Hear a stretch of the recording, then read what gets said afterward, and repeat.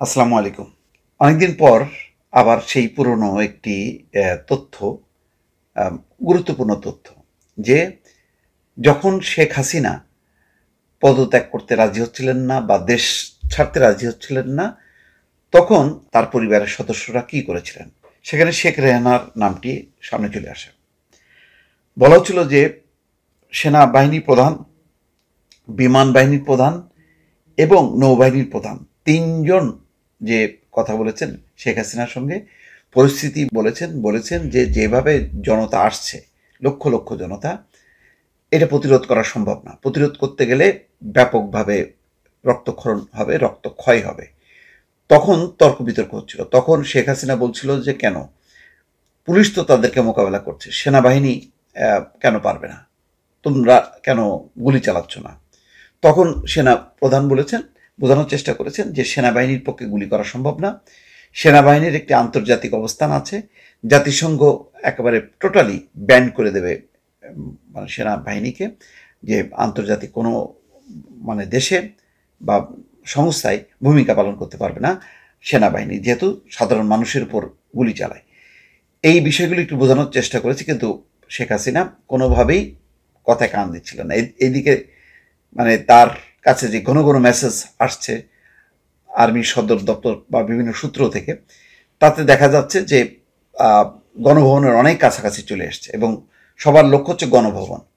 বিষয়টি বলার চেষ্টা করার পরেও শেখ হাসিনা অনড় থাকেন এবং তিনি পদত্যাগ করতে রাজি হচ্ছিলেন না।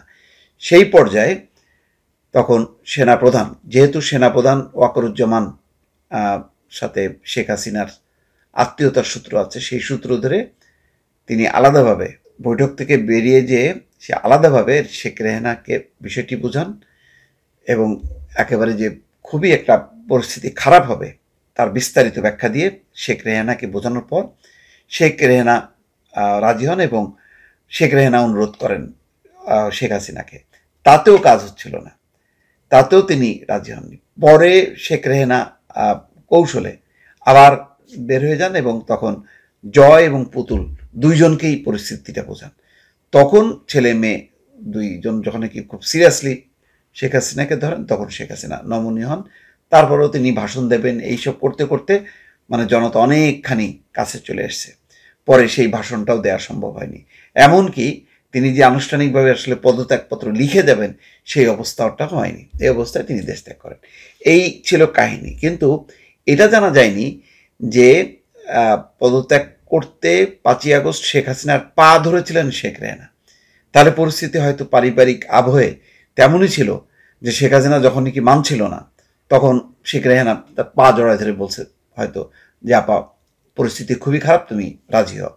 তেমনটা আজকে প্রকাশ পেয়েছে চিফ প্রসিকিউটরের মুখ থেকে। এখানে খবরে বলা হচ্ছে যে ছাত্র জনতার গণঅভ্যুত্থানে গত 5ই আগস্ট প্রধানমন্ত্রীর পদ থেকে পদত্যাগ করে শেখ হাসিনা ভারতে পালিয়ে যান। তবে পদত্যাগের আগে শক্ত হাতে ছাত্র আন্দোলনকে দমন করতে চেয়েছিলেন। সবকিছু নিয়ন্ত্রণের বাইরে চলে গেলেও তিনি ক্ষমতার মসনদ ছাড়তে রাজি হচ্ছিলেন না। এক পর্যায়ে পদত্যাগ করতে 5ই আগস্ট গণভবনে শেখ হাসিনার পা ধরেছিলেন শেখ রেহানা। রোববার আন্তর্জাতিক অপরাধ ট্রাইব্যুনালের এক তদন্ত প্রতিবেদনে এই তথ্য তুলে ধরেছেন চিফ প্রসিকিউটর তাজুল ইসলাম।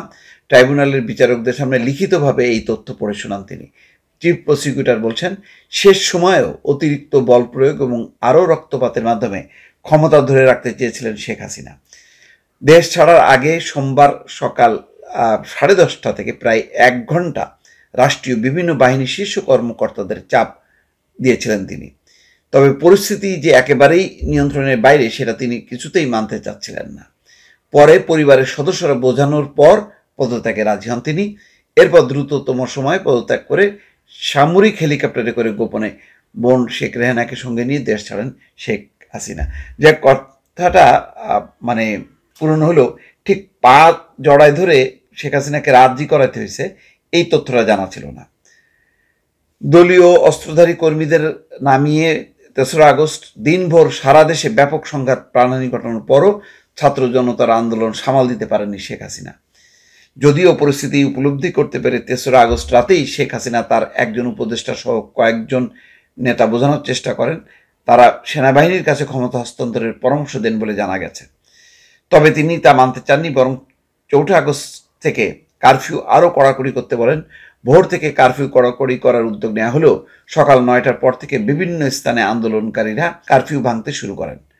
10টা নাগাদ ঢাকার বিভিন্ন স্থানে জমায়েত বড় হতে থাকে। এই সময় চিফ প্রসিকিউটর ট্রাইব্যুনালকে বলেন ওবায়দুল কাদের, সালমান এফ রহমান, আনিসুল হক, আসাদুজ্জামান খান কামাল তাকে পদত্যাগ করতে না করেছিলেন। অর্থাৎ এই লোকগুলি বলছে যে শেখ হাসিনা যে কোনোভাবেই পদত্যাগ করবেন না। 5ই আগস্ট সকাল 10:30টার দিকে 3 বাহিনীর প্রধান এবং পুলিশের মহাপরিদর্শককে প্রধানমন্ত্রীর বাসভবন গণভবনে ডাকা হয়। নিরাপত্তা বাহিনী কেন পরিস্থিতি সামাল দিতে পারছে না সেটার জন্য ক্ষোভ প্রকাশ করেন। আন্দোলনকারীরা আইন শৃঙ্খলা রক্ষাকারী বাহিনীর সাজোয়া যানে উঠে লাল রং দিয়ে দিচ্ছেন, সামরিক যানে পর্যন্ত উঠে পড়ছেন। এরপরও কেন তারা কঠোর হচ্ছেন না, এই নিয়েও ক্ষোভ প্রকাশ করেন তিনি। এছাড়া বিশ্বাস করে এই কর্মকর্তাদের শীর্ষ পদে বসিয়েছেন সেটাও তিনি উল্লেখ করেন। এক পর্যায়ে শেখ হাসিনা আইজিপিকে দেখিয়ে বলেন তারা তো ভালো করছে। তখন আইজিপি জানান পরিস্থিতি যে পর্যায়ে গেছে তাতে পুলিশের পক্ষেও আর বেশি সময় এই রকম কঠোর অবস্থান ধরে রাখা সম্ভব নয়। ওই সময় শীর্ষ কর্মকর্তাদের পক্ষ থেকে বোঝানোর চেষ্টা হয় বল প্রয়োগ করে এই পরিস্থিতি সামাল দেওয়া সম্ভব না। কিন্তু শেখ হাসিনা সেটা মানতে চাচ্ছিল না। তখন কর্মকর্তারা শেখ রেহানার সঙ্গে আরেক কক্ষে আলোচনা করেন। তাকে পরিস্থিতি জানিয়ে শেখ হাসিনাকে বোঝানোর অনুরোধ করেন। শেখ রেহানা এরপর বড় বোন শেখ হাসিনার সঙ্গে আলোচনা করেন। পা জড়িয়ে ধরে শেখ হাসিনাকে পদত্যাগ করতে বলেন তিনি, কিন্তু তিনি ক্ষমতা ধরে রাখতে অনড় থাকেন।